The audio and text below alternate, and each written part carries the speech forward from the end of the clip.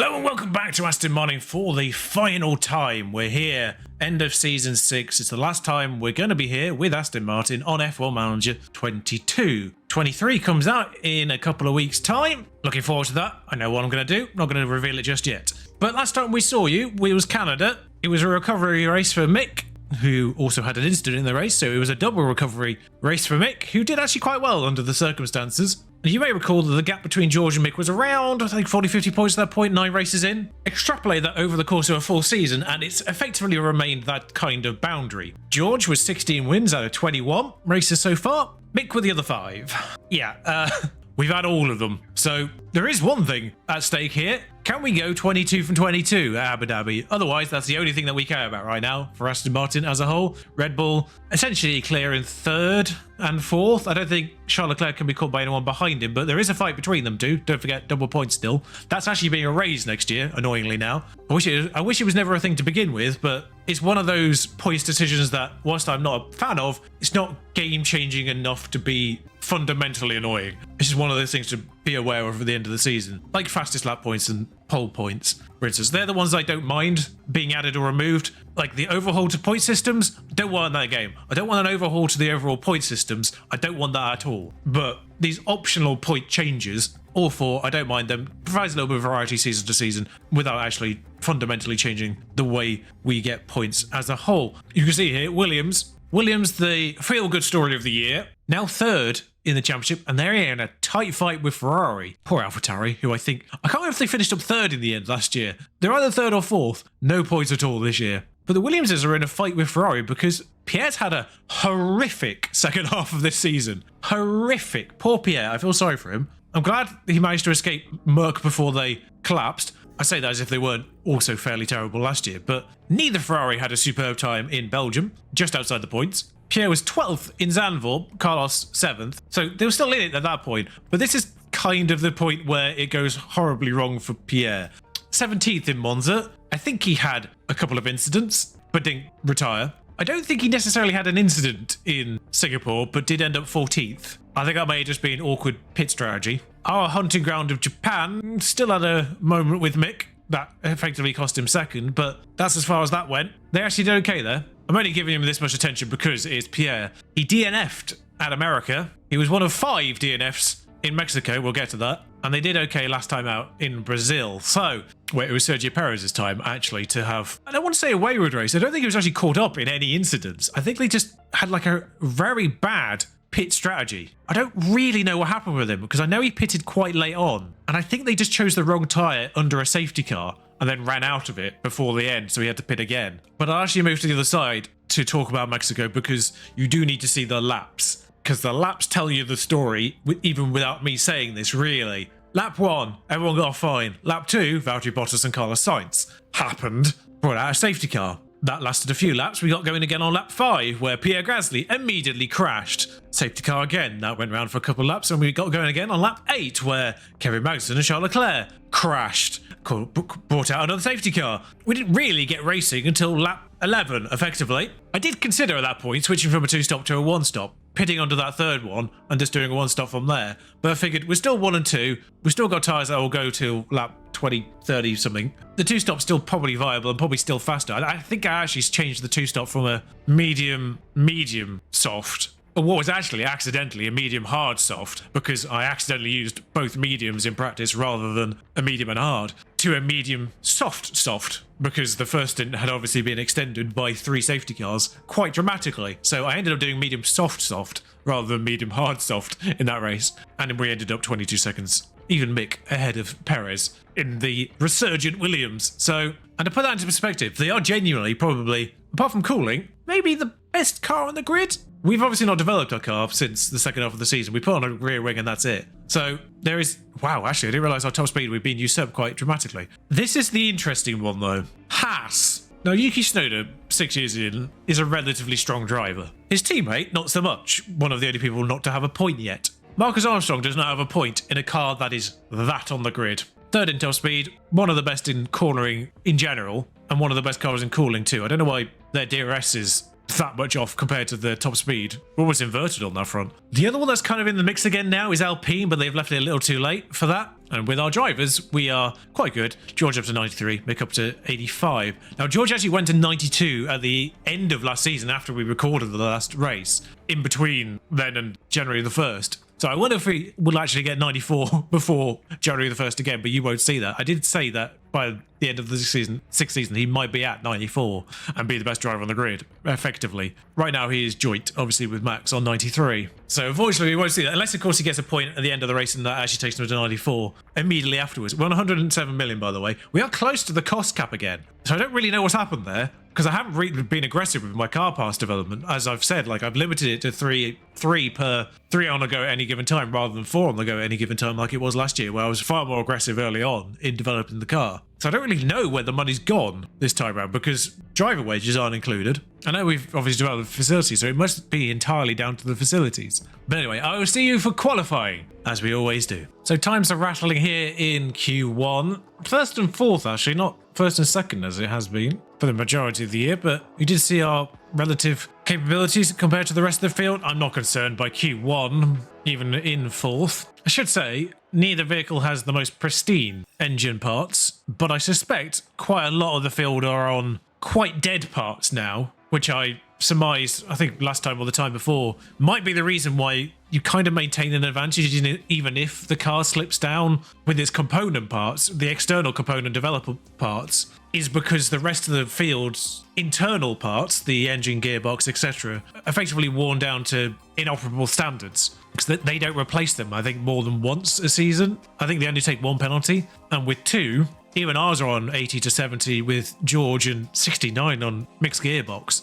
But that's only because he slightly damaged one gearbox earlier in the season, so he's had to use it slightly more. But I suspect when it comes to the rest of the field, their engines, etc., are probably closer to probably the 50% mark and things like that. So I think that might be why, even though the overall car performance isn't quite as strong as it was compared to the rest of the field, we're still on top. I may need to send Mick a second time, though. Although I might need to send George a second time, because I think Sonoda literally came out in the worst possible spot. Oh, no, I'm definitely going to say they both got stuck. Although, maybe George not as much as I thought. George looked like he got more stuck than Mick. George is probably fine, but we'll send them both. Just realised I should have said Mick first, so he could get the benefit of a slipstream, whereas George doesn't really need one. It's got clean air, though. Although, what's still another McLaren to come out? I think there might have been another Alpine, or that could be a Williams at the back, in fairness. As long as Mick does enough to get into Q3, I'm not too bothered. He should have the capabilities. I think he got stuck on people. I think Verstappen got stuck on people too. And I suspect Sainz got stuck on people, actually, because Gasly's in 6th right now. Both vehicles are going faster on fresh tyres. Everyone would have done the first times on used tyres as well, which is why I was slightly more concerned by George, even being 6/10 clear. I wasn't certain if there's one of those tracks where there is a huge difference. There we go, Mick. Anyone going to put Stroll out here? Bottas? No. Giovinazzi? I think got stuck on a Williams or someone. Magnussen's car must be broken. I've got a weird feeling Magnussen might not have a front wing for the race. I couldn't see it there, but try and get Mick as close to George on this first run on used tyres to get the maximum benefit of a slipstream possible. I think they caught Jack in the worst place possible, but look how it goes faster, but they will always be using fresh tyres right now. Whereas we still have one clean set for the race in case of emergency, because there's often a safety car at Abu Dhabi. It wasn't last year, though, weirdly. First year we haven't had one. So just sending Mick out the second I see another car, and then George can go on the back of that Red Bull. I mean, that's Ocon, who isn't slow in front of Mick, but hopefully it'll be enough to give him a slipstream. George is at the back of the field, though, actually not getting really onto the back of that Red Bull. I don't know which one it is. It is Charles Leclerc.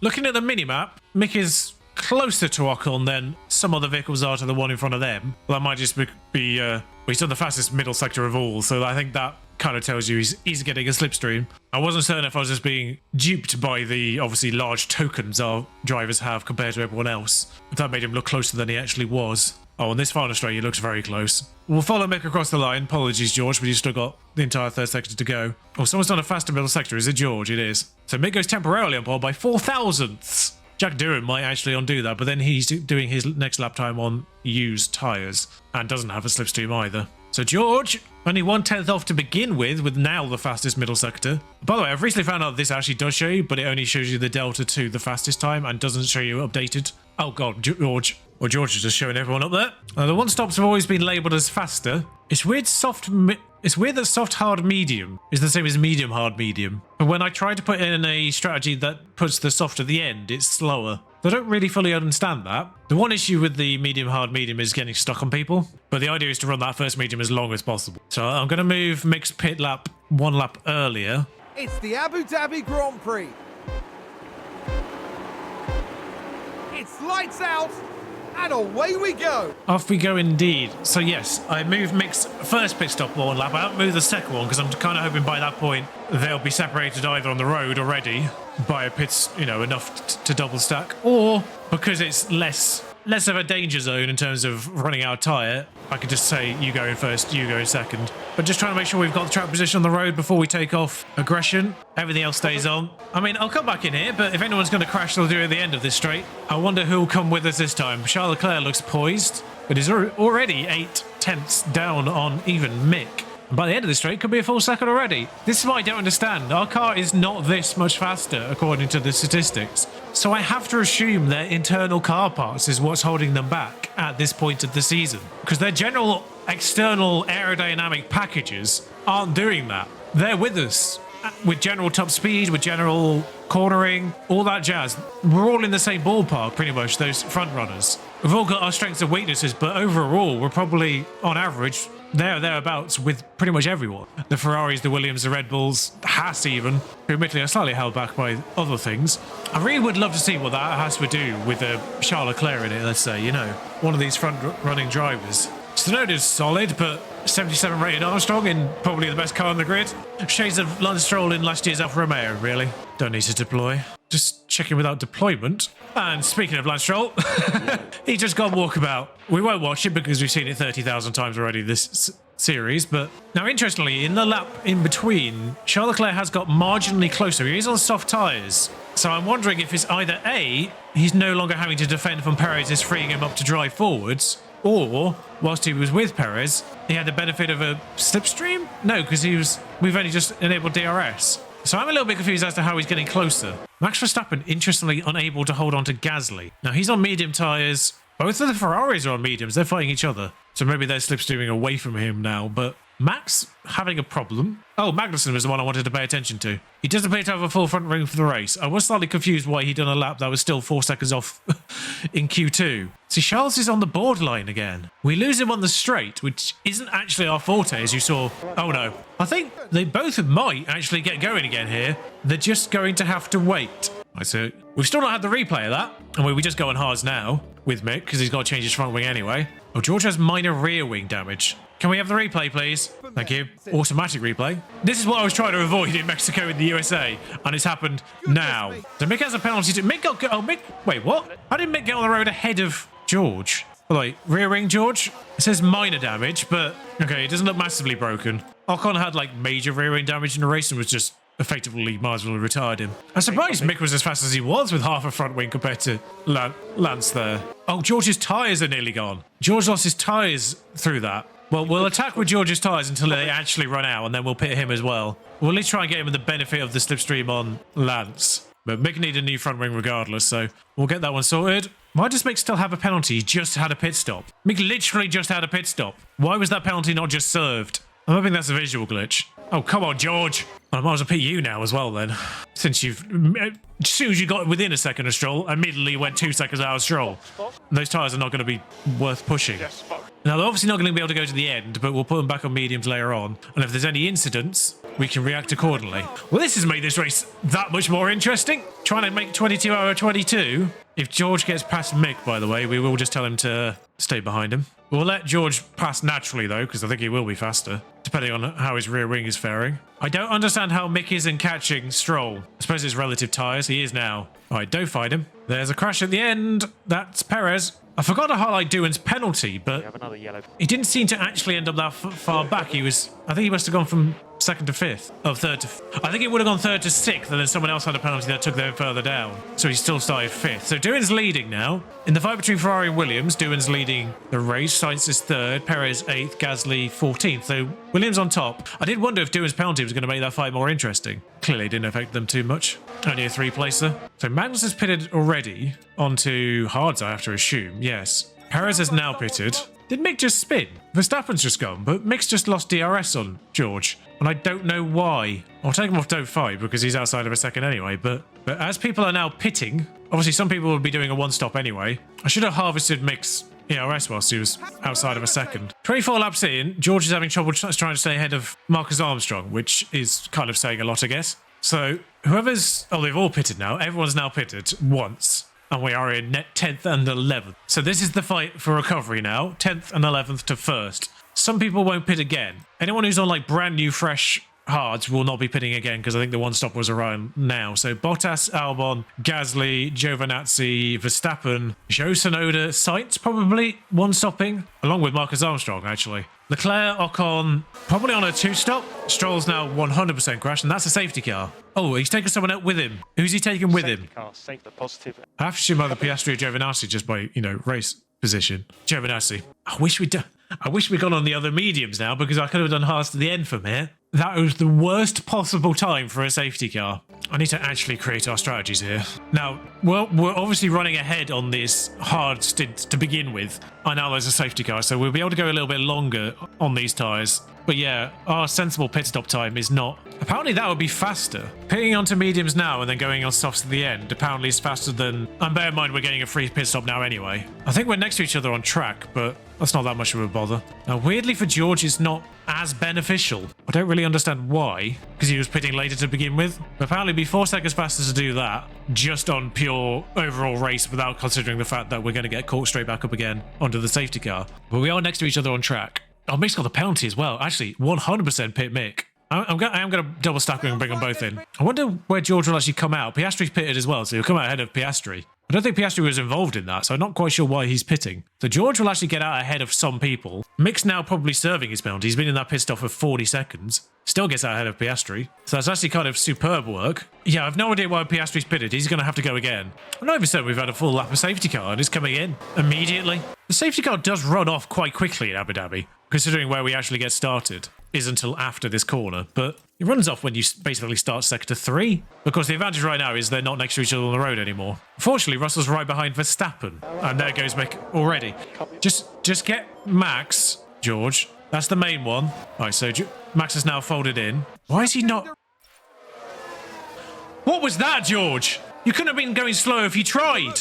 How have you managed to spin there like that? What is the point? We've not had a race like this all year, and it's happening now on race 22 and 22. Well, Mick's already on the back of Piastri despite going straight off immediately. And now George is going to be on the back of Mick. I need Mick to get Piastri, so then they're not straight next to each other on the road again. The problem is Piastri's also on medium tyres, but he's in the slowest car on the grid, so come on, Mick. You can make it a lap without having an incident. Make the move, you fool. Well, we just done a 3-wide overtake of Sargent there in the weirdest point possible. I've got him on conserve because I put him on attack tyres. And I don't want him to attack George too hard. But we watched that overtake because it's a sensational overtake. I don't know how they've gotten away with this. Under the bridge, walkway, 3 wide in that corner. Sargent's on hards. Looks like Piastri's got Norris ahead, ironically. But just while we're in this train, I want to let George get Norris first and then we'll mix tyres back on. Or Norris could fight Piastri. Sure, that's going to help Mick and George immensely, isn't it? Come on, George, just attack Lando. What are you doing? Safety car? Safety car. This lot, by the way, is so far removed. There's a huge gap ahead of Piastri. That's what not getting Max cost George, really, and then spinning. That's what they cost him. Thankfully, it's kind of worked out now, but out of curiosity. Mick's essentially last at this point. I'm just thinking, we were planning to pit again anyway. This is an interesting dilemma, because these safety cars have come out at exactly the worst moment twice in a row. If we stayed on the hards, we would have gone on the mediums now to the end. As it is, we've already decided to pit, so we might as well go for it. Problem is, both drivers are still on the road next to each other, so if we do one, we have to do the other, kinda. Screw it. Oh, it's Perez that's out. We'll watch this one. Is it Perez from a long way back locking up, somehow taking out Zhou, who was just stationary in the corner? That's a weird one. I've seen the crash animations on the preview videos. They look quite good. So safety car's going to go around one more time, which will help our tyres. We'll let George attack first. So Sargent, I don't know why we're looking at Piastri still. Sargent should be relatively easy pickings here. Round the outside George goes, bizarrely, but dealt with. And he might get Norris as well if everyone doesn't just stop bizarrely and George doesn't spin again for no apparent reason. I don't understand attacking lines. Okay, he's gone for that one. Mick, Are we doing anything here, Mick? I forgot to put his stuff on. There we go. Piastri. George, where are we going with this? Round the outside again? Not quite. Mick got Sargent. Lovely. Right. Get Norris next, Mick. Can we do something that resembles an overtake, George? I hate the animations on these, by the way. Oscar is the slowest car on the grid. You're on a better tyre, and somehow you've cocked that up. Although people are now pitting. It's all well and good having fastest lap, but I need you to get the vehicles. There goes Russell. There goes Leclerc pitting now. That one I think has DRS. I'm going to have George attack. Attack, George. Get everything out of these tyres. You went 3 right through there last time round. How are you failing here, George? Kind of wanted them to use Gasly Verstappen as a buffer here. Get that charge up a bit. We've still got the problem of the fact that we need to pit again. So we need to be clear of Verstappen and Gasly for a few laps. And mind you, their tyres are nearly gone already. We're getting very close to needing that pit stop because Leclerc and company, who have pitted again, interestingly. These are the only ones going to the end, I think. Verstappen, Sainz, Gasly, and then Bottas a lot lower down. So it's crucial we extract as much as we can from these tyres. Because to lead it, I think we still come back out 15th. Another safety car would be superb right now, really. Hang on, where's the strategy gone? I don't know how they burnt through that faster as well than they said they would. Oh, because that's on 1, that's why. Okay, pit George now. Because there's no safety car, clearly. Pit Mick next. I was slightly worried that he was just about to dive in after him there, but... Okay, so George came out slightly higher up than I was anticipating. Did Verstappen just spin there? Is that what I just saw? Well, the good news is George's re-overtake of all these people is going to be that much faster because obviously all their tyres are far worse than they were last time round. Also, I never put mixed fuel back on. And now there's a safety car. Literally after I pit both of them. I mean, it kind of helps because it bunches everyone back up again, but I'd appreciated that 2 laps earlier. That's what I was waiting for, really. I didn't even bother watching that crash. It was Norris and someone, probably Piastri, judging by the fact he pitted again. Although I think Piastri was pitting anyway. This might be a 1-lap safety car. It is. Well, mixed fuel will certainly be fine to the end of the race. George's maybe too. But 2 laps without DRS, these are going to be the key ones. The 2 laps without DRS. Bottas is a sitting duff for Mick, by the way. He's on very old hards. The medium runners might prove a little bit more tricky, but yeah, should be fine. Well, thank you for giving us an entertaining ride at the end of this year, but a little too late. 5 laps to go. Magnussen already dealt with by George. Bottas already dealt with by Mick. Tyre temperature is the problem here. Come on, George. I don't understand the movement on that straight. I don't think they coded it very well there. Because it looks like they tried to make an overtake around the outside, but there just isn't room for it. It seems to be the way they've set that up. I can't believe he's only got 1 driver. Same with Mick. I can't believe he's only got 1 driver. He's going to get Magnussen here, but there's no DRS, so I don't understand why everyone else is so fast. We're on better tyres. He's being held up by Verstappen, which doesn't help, I suppose, but there we are. He's gone on the inside and got 2 of them. See, that's what taking the correct line does. 4 laps to go. And now DRS is enabled, which isn't really helpful. Actually, I think DRS being enabled is helpful because we have better DRS than some of the others. We've got one of the better DRSs. So actually, the net gain for us might be like Red Bull in real life. So he might have got himself in a position to take Ocon there, and he has. But now Sainz has closed him off, and now he can't go the long way around Sainz, and he's lost the place again. And now we're still in 6th with 3 laps to go. To be fair, I could probably slam these tyres to the end. Gasly's gone because he was out of DRS. Mick's ahead of Gasly, but we're seeing the overtake for Verstappen. I'm going to have a look at this one because I want to see if he gets him effectively the same time. Yes, Pierre there nearly wipes him out, but no love lost apparently. And you can see him attempted to get Pierre at the end of that. I mean, this is the hell of a recovery in the end. George, mate. We might get George on the podium, but I don't think we're getting Leclerc, who's just run away for some reason. So George slips into 2nd there. We'll watch this highlight because it's 3 wide. The Alpine and the Williams, who have developed into front-running cars. George gets both of them on the outside. This is the one time the outside actually works. I think because, I don't know who was defending from whom there. I can't really see, but I think it was the Williams defending from Alpine, went defensively on the inside. So Ocon didn't go full wide, which allowed Russell to go all the way wide. One more lap, he might have had Leclerc. But Leclerc was on mediums, which weren't awful either, so it's not a bad finish in the end. The only race not won by us. Unbelievable. Who was 3rd? Which Williams was 3rd, if it still finished 3rd? No, they didn't. It was the Alpine of Ocon. I can say we wouldn't see the podium if it was Jack Doohan. Oh, Charles Leclerc wins 3rd in the championship, I think. I mean, the race itself, because Sergio was out, so it had to be Doohan. But Esteban got him. Tsunoda with a strong finish. I don't think that really helps him. Jack Doohan, 24 points for 4th. Ferrari, 16 and 8. So 24 points combined. Jack Doohan needed to hold on for 4th there. So obviously George and Mick, nothing stands there. Charles Leclerc does indeed, of course, get Max Verstappen by a healthy margin in the end because of 50 versus 4. Sainz, Doohan remain the same. Sergio remains the same because Lando didn't score anything. Ocon gains 30 points and gets Pierre in the process as best Frenchman. Tsunoda jumps to 13th ahead of Lance Stroll in the Merc. Armstrong, Sargent, Piastri remain pointless, as do AlphaTauri as a whole, but 12 points, not enough to get them ahead of Alfa Romeo, remarkably. Alpine do claim McLaren at the end, but that's it. Williams stay 3 points exactly ahead of Ferrari. What a fight that was towards the end. There's that development point. Will it get George 94? No bonuses, of course. It doesn't get him 94 overall. I mean, you won the Driver Championship about 4 races ago. You're welcome. And there's those results again in just a different format. I don't know why you need to see them again. Sergio Perez's contract with Williams runs out at the end of the year, as does Valtteri Bottas's, so they could both retire, actually. But of course, we won't see what happens next, because this is the very end. I thought I'd just point that out. There is an overall profile. Oh, I love this recent history. It shows you the overall thing, but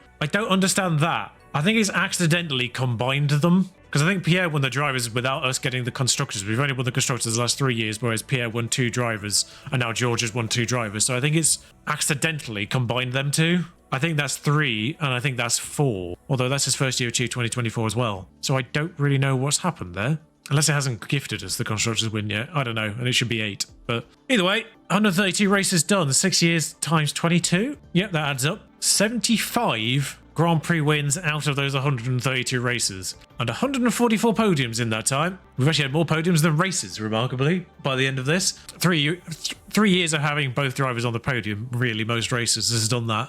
And 3,652 points scored. It's not bad going, is it, really? But that's it. I will see you for F1 Manager 23 in a couple of weeks' time, where I'm not going to say who I'm going to be racing with, but I'll provide you with the options. Obviously, I'm not going to be doing any of the top teams. On Twitch, by the way, we're going to have a separate save that will be Haas. That's fine. I've already said that. I've chosen Haas for the Twitch save because I think as a team, they have the most replaceable drivers. And I think having that viewer input on driver changes, both Kevin and Nico, as much as I love them as people and real life drivers, I think in terms of a save, a digital save, a virtual game, I think as a unit, they are the most replaceable combined as a team. The YouTube save is going to be either Alfa Romeo, AlphaTauri, or Williams. Now, Williams obviously have a better car in real life now, but at the start of the year, maybe not quite so much. So from a starting point, we got Albon and Sargent. AlphaTauri obviously probably have the worst car and have Yuki and Nick de Vries, which is an interesting angle now with the recent news, because obviously he'll still be in the car at the beginning of the year, and there isn't going to be a mandatory change to Daniel Ricciardo halfway through. And Alfa Romeo is Bottas, sort of a more older statesman, and Zhou Guan Yu. A very similar setup as to how Aston Martin started last year with this save with Vettel and Stroll. Obviously still the same really with Alonso and Stroll this year, but they have a much better vehicle and therefore they're not in the picture, even if I hadn't done them already. So they're the 3 options. You'll find out which one I've actually gone for in 2 weeks' time, because I will try and get a video up immediately on the Thursday, if not, maybe the Friday. The intention is to get a video up basically as soon as possible, as soon as it releases. I'm going to record, edit, and upload straight away, and then probably stream in the evening of Thursday the Haas save. That's the plan. There also may be a video on something entirely different between then and now. Keep an eye out for that next week. Thank you for joining me. It's been a fun ride. Thank you for the support recently as well, by the way. The last few videos have been by far and away the most well-received videos in quite a long while in the series, which is crazy for the last few videos. Normally, it just goes down. For some reason, the last few videos have gone quite dramatically so I appreciate that momentum, and I appreciate also getting the round number of 500 subscribers. That's very much lovely momentum for F1 23 and so much personal gratification. I will say that at these changeover periods between games, Manager 22 to Manager 23 in this case, there's always that, is it worth it? So seeing this support rise really at the end of this makes it feel that much more worth it. So thank you for joining me. I'll see you very soon. If you enjoyed this video, if you enjoyed this series, do like, comment, subscribe, and I'll see you soon for more F1 and maybe something a little bit different between then and now. Ta-ra.